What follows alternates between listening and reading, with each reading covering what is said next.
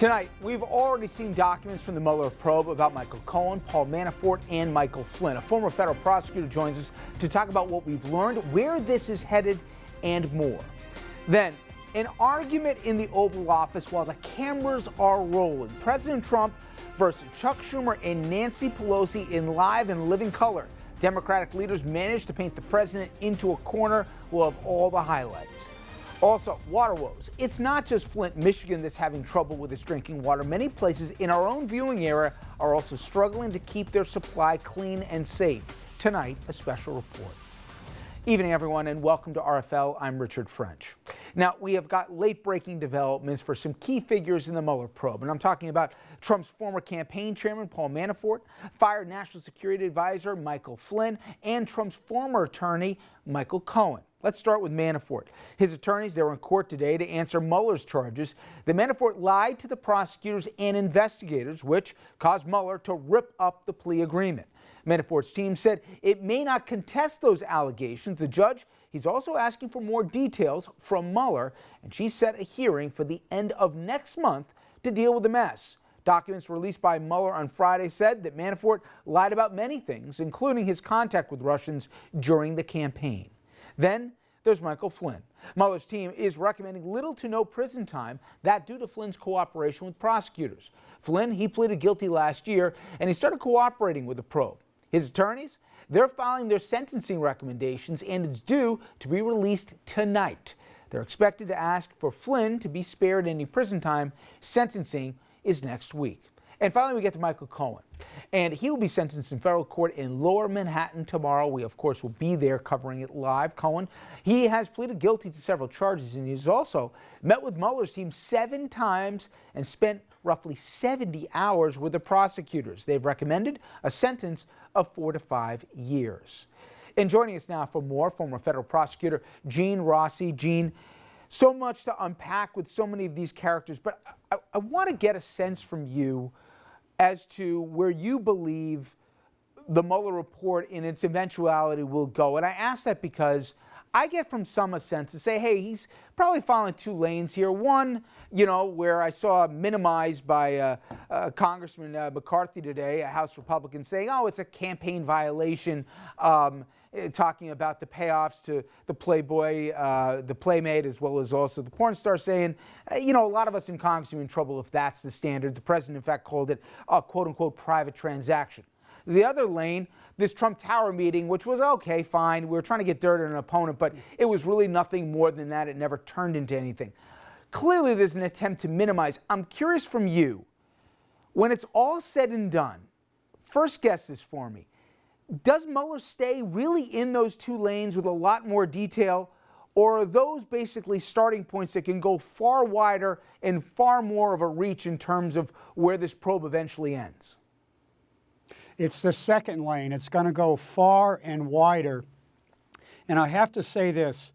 Rudy Giuliani said that the Mueller filings and the Southern District of New York filings basically were butt kiss. And the President of the United States said, I think either in a tweet or on the White House lawn, that he was totally cleared. What I have to say is, holy cow. The filings by the special counsel, the filings by the Southern District of New York show that that lane is going to be farther and wider. And we are just getting started. I love baseball. And if this were a 9-inning game, we're probably in the bottom of the 4th inning. We have a lot more to go. But I can tell you this, the filing in the Flynn matter this past Tuesday and the Southern District of New York's filing in the Cohen matter are 2 huge red flags and loud gongs for the President of the United States. Let me focus on Flynn. And I want to focus on the redacted memo, Richard. They laid out 5 areas that Mr. Flynn is helping on. Prongs A, B, and C in the memo, redacted. Prong A is a criminal investigation. That's all they call it, and the rest is redacted. If I were the president and his advisors and his family, that would scare the living daylights out of me. Prong B is the Russian investigation, and Michael Flynn, according to the memo, has provided a non-exhaustive list of information to the special counsel. That also would be a holy cow moment and scare the heck out of me. Prong C of the Flynn memo, it's totally redacted. And I can tell you this, with 30 years, close to 30 years with the Department of Justice and 110 federal trials and supervising thousands of prosecutors, I can't tell you, I've never seen a sentencing memo with so much redaction, which tells me this. They have a lot of information that makes that lane far and wide. Now let me go to the Southern District of New York memo on Michael Cohen. If I were the President of the United States, that also would be a holy cow moment and scare the heck out of me. And here's why. Michael Cohen, through his words in court and the filings and what we know, conspired with the President of the United States to commit two basic crimes. One was to violate the campaign finance laws, and number two, to cause corporations to take deductions that are illegal. Both AMI and the Trump Organization took deductions, from what I understand, to pay Karen McDougal and Stormy Daniels with funds that were to benefit the President of the United States at a time when, if those two instances, those two physical relationships came out, he would have been done. He would never be president. And I got to say this too. If the President of the United States were just a private citizen or a low-level candidate, 34, 35 years of age, he would have been indicted on August 22nd, the day after Michael Cohen pleaded guilty.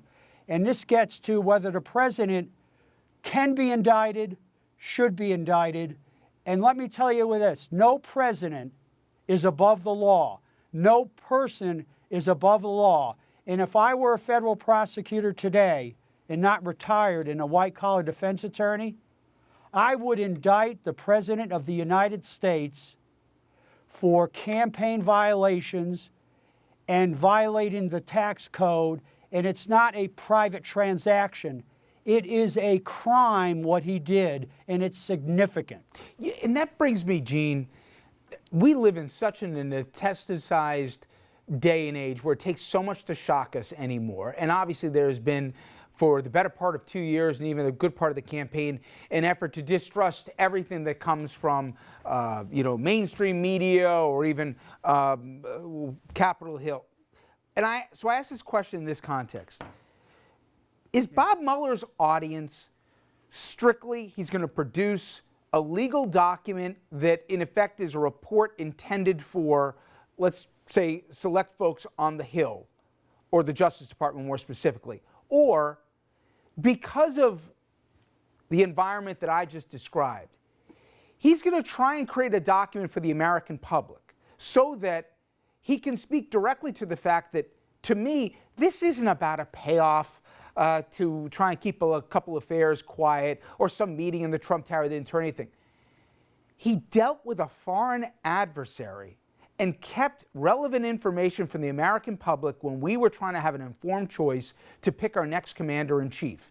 I can go into 1,000 other areas which I think are legitimate, about self-profiting, about doing so many different things. But my question is, do you think at the end of the day, Bob Mueller is speaking to we the people, or is he speaking to a select audience that might go over the head of the majority of we the people? I want to address that question because, Richard, it's a fantastic question, and it goes to the heart and soul of who Bob Mueller is. Based on my interviews and meetings with the federal prosecutors, I had a witness in the Paul Manafort trial. I will not disclose who that is. I represented a witness in the Michael Cohen Southern District of New York matter. I won't tell you who that is. But dealing with the prosecutors in New York and also in Mueller's office, and being a prosecutor for almost 30 years, Robert Mueller is a legend. He is a prosecutor's prosecutor. He is the real deal. And I suspect he and his staff are focusing on one thing: following the facts where they may lead, and if they lead to no charges, so be it. If they lead to a plethora of charges, and that's possible, that lane may be far and wide, as you brought up at the beginning. Or is he focusing on the report? I think 85% of his work and his staff, Mueller, is focusing on the finding the facts, following the facts, and taking them where they lead. And maybe 15% is focusing on this report to Congress and to the public. Frankly, I don't think Robert Mueller cares about what the public thinks of what he's doing. He is following his heart and his soul. He is a former Marine, Semper Fi, and he's following his oath. That's what he's following. He doesn't care about approval ratings. He doesn't care about what members of Congress say. He doesn't care about what the president says unless it's a tweet he may use as evidence in a trial. That's possible. But Robert Mueller, I think 85% of his waking day, if not when he's sleeping, is devoted to following facts and pursuing crimes if they are there, and only 15%, maybe 10%, is caring about any report he may file. And I got to say this, it goes to my baseball analogy. If he's in the bottom of the fourth inning, I don't think they're typing away on any report for Congress. I think that report will be started probably in the seventh or eighth inning. Right now, he's focusing on, do we have crimes and who committed them? That's the Robert Mueller I know, and that's the Robert Mueller who is a prosecutor's prosecutor. Gene Rossi, great job tonight. I really appreciate it, and don't be a stranger, all right? I want to come back. You got it. Interesting. You heard from Gene here. Different from what I've heard from a lot of prosecutors who thought, using the baseball analogy, we're in the bottom of the eighth here or getting ready to go to the closer. He believes we're still in the middle innings, and maybe that might be with each stone you unturned here, the different revelations that come out and the different potential crimes here that need to be pursued and investigated. Okay, coming up next. An amazing day in Washington, a battle over the border wall on live TV. It turns into a lengthy argument in the Oval Office. The cameras, I said, were rolling. Trump versus Schumer and Pelosi. We'll take a look at the winners and the losers and also the stakes.